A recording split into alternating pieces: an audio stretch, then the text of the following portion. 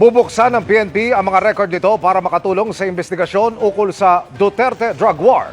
Bukod pa yan sa investigasyon na isinasagawa ng NAPOLCOM sa umunoy extrajudicial killings. Nakatutok si Chino Gaston. Bubuksan na raw ng Philippine National Police ang access sa mga police record tungkol sa madugong war on drugs noong panahon ni dating Pangulong Rodrigo Duterte. Ayon kay NAPOLCOM Vice Chairman Rafael Vicente Calinisan, nararapat na buksan ang PNP records.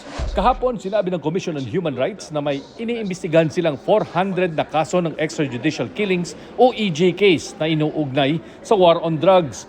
Pero wala raw inilalabas na record sa kanila ang ibang ahensya ng gobyerno, partikular ang PNP. The legal defense of the Philippine National Police is the Executive Order Number 2 and the list of exception.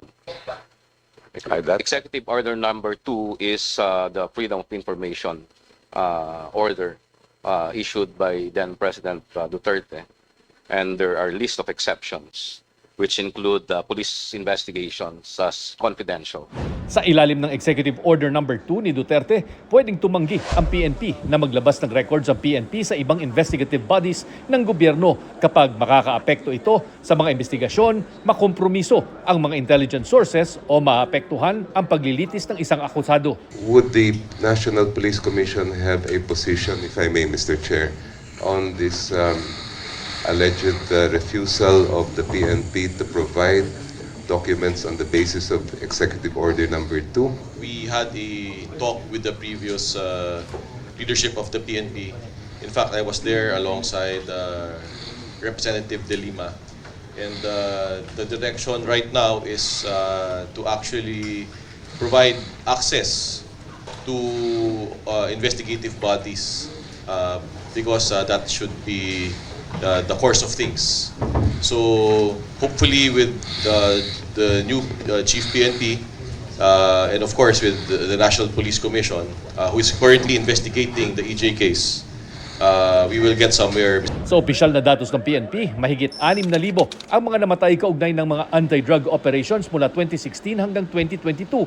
Pero ayon sa ilang grupo, posibleng umabot daw ito sa mahigit 12,000. Bagaman hindi inaanunsyo, nagsasagawa ng sariling investigasyon ang National Police Commission o NAPOLCOM tungkol sa mga EJK noong panahon ng Duterte administration. We need assurances from the Philippine National Police that they will provide full cooperation with the Commission on Human Rights in its fulfillment of its mandate.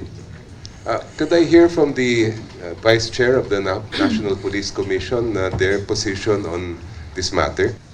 We're actually doing a targeted investigation on the EJ case, Mr. Chair. We have not announced it, but we are doing our homework. So it is ongoing. Noong 2023, sinabi ng CHR na handa itong makipagtulungan sa International Criminal Court sa tinatayang higit 12,000 na namatay kaugnay ng war on drugs. Muli ang binanggit ngayong araw ng CHR. Kasama sa mandate namin actually yun, pero it depends actually on the nature of the request, the cooperation being requested. Basta in accordance with our mandate, pwede. Para sa GMA Integrated News, Chino Gaston nakatutok, 24 oras.